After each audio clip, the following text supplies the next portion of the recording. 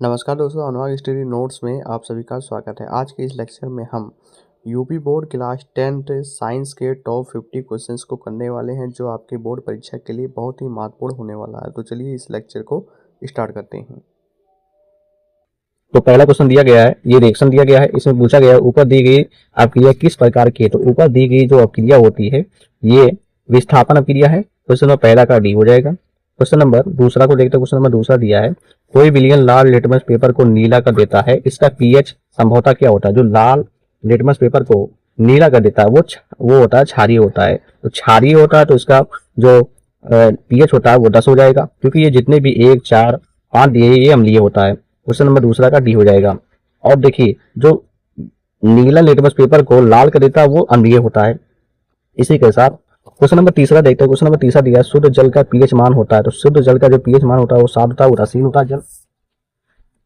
तो question number तीसरा का हमारा सी हो जाएगा। क्वेश्चन नंबर चौथा देखते हैं, धावन सोडा वॉशिंग सोडा का रासायनिक सूत्र क्या होता है। जो वॉशिंग सोडा होता है उसका रासायनिक सूत्र है Na2CO3 10H2O होता है। क्वेश्चन नंबर चौथा का बी हो जाएगा। क्वेश्चन नंबर पांचवा देखते हैं। क्वेश्चन नंबर पांचवा दिया है, कोई विलयन अंडे के पिसे हुए कवच से अभिक्रिया कर एक गैस उत्पन्न करता है जो चूने के पानी को दूधिया कर देती है। इस विलयन में क्या होगा।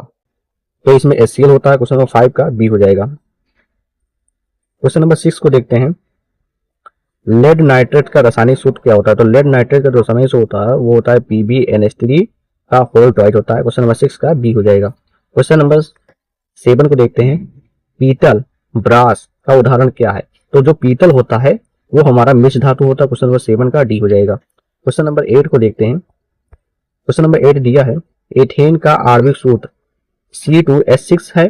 इसमें कितने सहसंयोजक आबंध होते हैं। जो सहसंयोजक आबंध पूछा है तो इसमें 7 सहसंयोजक आबंध होते हैं। क्वेश्चन नंबर 8 का बी हो जाएगा। क्वेश्चन नंबर 9 दिया है, ब्यूटेनॉन चतुर्थ कार्बन यौगिक है जिसका प्रकार्यात्मक समूह फंक्शनल ग्रुप है। तो उसका फंक्शनल ग्रुप क्या होता है, वो होता है कीटोन होता है। क्वेश्चन नंबर 9 का सी हो जाएगा। क्वेश्चन नंबर 10 को देखते हैं। क्वेश्चन नंबर 10 दिया है, कौन सी धातु ठंडे जल के साथ तेजी से अभिक्रिया करती है। तो कौन सी धातु है जो ठंडे जल के साथ तेजी से अभिक्रिया, वो सोडियम। तो सोडियम है वो जल में ही ब्लास्ट हो जाता है, आप लोग जानते होंगे। क्वेश्चन नंबर 11 को देखते हैं, बेकिंग पाउडर का रासायनिक सूत्र क्या होता है। तो बेकिंग पाउडर का रासायनिक सूत्र होता है सोडियम बाइकार्बोनेट। क्वेश्चन नंबर 11 का बी हो जाएगा। क्वेश्चन नंबर 12 को देखते हैं। क्वेश्चन नंबर 12 दिया, कौन सी आधातु कमरे के तापमान पर द्रव की अवस्था में रहता है। जो ब्रोमाइड होता है वो कमरे के तापमान पर द्रव रहता है, बी हो जाएगा। क्वेश्चन नंबर 12 का ए हो जाएगा। क्वेश्चन नंबर 13 देखते हैं, लौह को जंग से बचाने के लिए उस पर किस धातु की परत चढ़ाई जाती है। तो लौह को जंग से बचाने के लिए उस पर जिंक की परत चढ़ाई जाती है। क्वेश्चन नंबर 13 का बी हो जाएगा। क्वेश्चन नंबर 14 को देखते हैं, एल्केन श्रेणी का सामान्य सूत्र क्या होता है। तो एल्केन का आप लोग जानते हैं, एल्केन का क्या होता है, वो होता है CnH2n+2 होता है एल्केन का। और जो एल्कीन होता है उसका होता है CnH2n होता है। और जो हमारा एल्काइन होता है, एल्काइन का सूत्र CnH2n-2 होता है। तो इसी के साथ हम लोग समझ सकते हैं। क्वेश्चन नंबर 15 को देखते हैं, अमलगम एक मिश्र धातु है जिसमें एक धातु हमेशा होती है। जो अमलगम होता है वो मिश्र धातु है जिसमें एक धातु होती है वो पारा होती है। क्वेश्चन नंबर 15 का सी हो जाएगा। क्वेश्चन नंबर 16 को देखते हैं। क्वेश्चन नंबर 16 दिया है, कार्बन की संयोजकता कितनी होती है। तो कार्बन की जो संयोजकता होती है वो 4 होती है, आप लोग जानते होंगे। क्वेश्चन नंबर 16 का सी हो जाएगा। क्वेश्चन नंबर 17 दिया है, एसिटिक अम्ल का IUPAC नाम है। तो एसिटिक अम्ल का IUPAC नाम होता है वो होता है एथेनोइक अम्ल। क्वेश्चन नंबर 17 का ए हो जाएगा। क्वेश्चन नंबर 18 देखते हैं। क्वेश्चन नंबर 18 जीव विज्ञान आ गया है, स्वपोषी पोषण के लिए आवश्यक है। तो स्वपोषी पोषण के लिए क्या आवश्यक है, वो होता है कार्बन डाइऑक्साइड और जल, ये भी उपस्थित आवश्यक है। क्लोरोफिल ये भी आवश्यक है। सूर्य का प्रकाश ये तो मोस्ट इंपॉर्टेंट है। और इसी के साथ ये उपयोग सभी हो जाएंगे। क्वेश्चन नंबर 18 है का डी हो जाएगा। क्वेश्चन नंबर 19 को देखते हैं, पादपों में जाइलम उत्तरदायी होता है। तो जाइलम क्या कार्य के लिए उत्तरदायी होता है। तो जल के वाहन के लिए, जो जल को पहुंचाता है वो जड़ों से लेता है और पत्तियों तक पहुंचाता है जल को।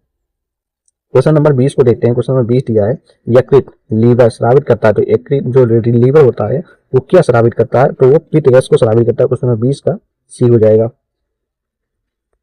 क्वेश्चन नंबर 21 को देखते हैं, मानव हृदय में कक्षों व वेशों में की संख्या कितनी होती है। और लोग जानते होंगे 4 होती है। क्वेश्चन नंबर 21 का सी हो जाएगा। क्वेश्चन नंबर 22 को देखते हैं। मानव में यकृत किडनी का एक तंत्र का एक भाग जो संबंधित होता है, तो किडनी आप लोग जानते हैं उत्सर्जन से संबंधित होते हैं। क्वेश्चन नंबर 22 का सी हो जाएगा।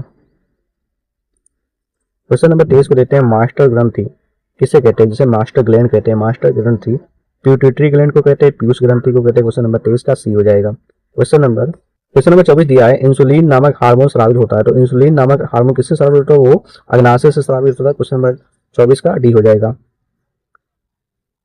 क्वेश्चन नंबर 25 को देखते हैं। पराग कोष एंथर में होता है, तो पराग कोष एंथर में क्या होता है? वो परागकण होता है। क्वेश्चन नंबर 25 का डी हो जाएगा। क्वेश्चन नंबर 26 दिया है। अलैंगिक जनन मुकुलन बडिंग द्वारा होता है, तो मुकुलन द्वारा क्या होता है? तो ईस्ट में मुकुलन द्वारा होता है, बडिंग द्वारा होता है। क्वेश्चन नंबर 26 का बी हो जाएगा। क्वेश्चन नंबर 27 को देखते हैं। आनुवांशिकता के जनक कहे जाते हैं, तो आनुवांशिकता के जनक ग्रेगर जॉर्ज मेंडल कहे जाते हैं। क्वेश्चन नंबर 27 का सी हो जाएगा। क्वेश्चन नंबर 28 को देखते हैं। तो 28 दिया है।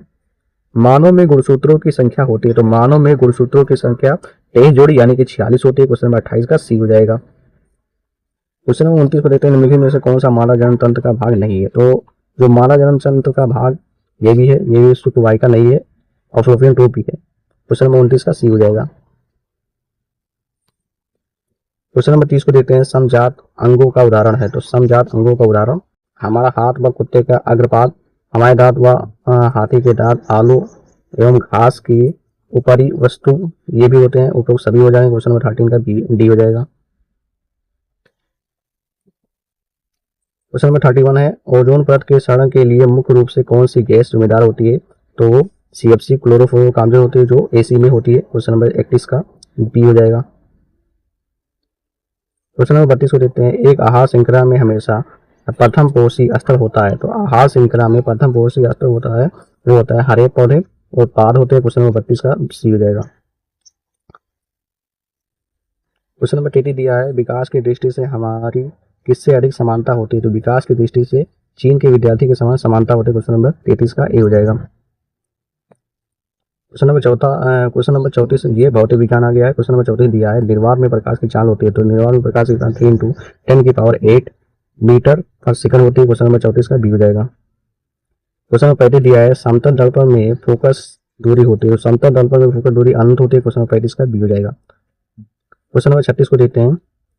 किसी गोलीय दर्पण में वक्रता त्रिज्या r और उसकी फोकस दूरी f के संबंध है, तो वक्रता त्रिज्या r और f क्या होती है? f = r/2 वो आधी हो जाती है। क्वेश्चन नंबर 36 का डी हो जाए सी हो जाएगा। क्वेश्चन नंबर 36 का सी हो जाएगा। क्वेश्चन नंबर 37 दिया है। स्वस्थ नेत्र के लिए अस्पष्ट दूरी की न्यूनतम दूरी कितनी होती है? वो 25 सेंटीमीटर होती है। क्वेश्चन नंबर 37 का सी हो जाएगा। क्वेश्चन नंबर 38 दिया है। मानव नेत्र वस्तु का प्रतिबिंब कहाँ बनता है? तो मानव नेत्र वस्तु का जो प्रतिबिंब होता है वो रेटिना पर बनता है, जिसे कहते हैं दृष्टि पटल भी कहते हैं। क्वेश्चन नंबर 38 का डी हो जाएगा। क्वेश्चन नंबर 39 को देखते हैं। निकट दृष्टि दोष मायोपिया के निवारण के लिए प्रयुक्त लेंस है, तो निकट दृष्टि दोष के लिए निवारण के लिए ऑटो लेंस का प्रयोग किया जाता है। क्वेश्चन नंबर 39 का बी हो जाएगा। क्वेश्चन नंबर 40 को देते हैं। आकाश का नीला रंग क्यों दिखाई देता है? तो आकाश का जो नीला रंग हो वो प्रकाश के प्रकीर्णन के कारण दिखाई देता है। क्वेश्चन नंबर 14 का सी हो जाएगा। क्वेश्चन नंबर 41 दिया है। वैद्युत धारा का एसआई मात्रक होता है, तो वैद्युत धारा का एसआई मात्रा आप लोग जानते हैं एम्पीयर होता है। क्वेश्चन नंबर 41 का बी हो जाएगा। क्वेश्चन नंबर 42 के देखते हैं। प्रतिरोध का एसआई मात्रा क्या होता है? प्रतिरोध का एसआई मात्रा ओम होता है। क्वेश्चन नंबर 42 का बी हो जाएगा। क्वेश्चन नंबर 43 को देखते हैं। वैद्युत शक्ति P का संयुक्त सूत्र होता है, तो वैद्युत शक्ति का जो सूत्र होता है वो होता है हमारा P = I² × R भी होता है और P = V × I भी होता है। तो इसका अगर ऑप्शन हो जाएगा डी हो जाएगा। क्वेश्चन ए और सी दोनों होते हैं। क्वेश्चन नंबर 23 का डी हो जाएगा।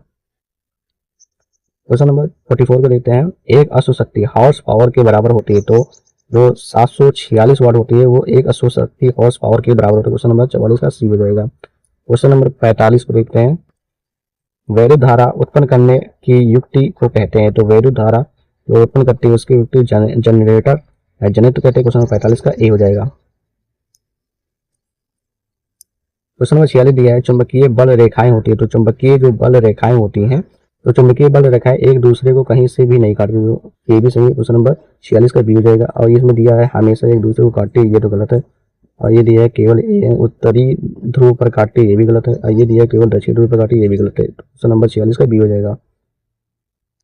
क्वेश्चन नंबर 47 दिया है डायनमो क्या परिवर्तित करता है, तो डायनमो यांत्रिक ऊर्जा को वैद्युत ऊर्जा में परिवर्तित करता है। क्वेश्चन नंबर 47 का सी हो जाएगा।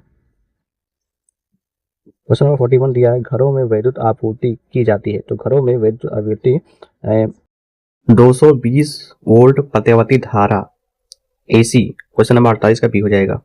क्वेश्चन नंबर 49 को देखते हैं। 49 दिया है ओम का नियम का सूत्र होता है, तो ओम का जो सूत्र होता है वो होता है V इक्वल टू IR होता है। क्वेश्चन नंबर 49 का बी हो जाएगा। क्वेश्चन नंबर 50 को देखते हैं, ये हमारा आखिरी क्वेश्चन है। क्वेश्चन नंबर 50 दिया है, निम्नलिखित में से कौन सा जीवाश्म फॉसिल फ्यूल का उदाहरण है, तो वो होता है कोयला और पेट्रोलियम, वो फॉसिल फ्यूल का उदाहरण। क्वेश्चन नंबर 15 का सी हो जाएगा।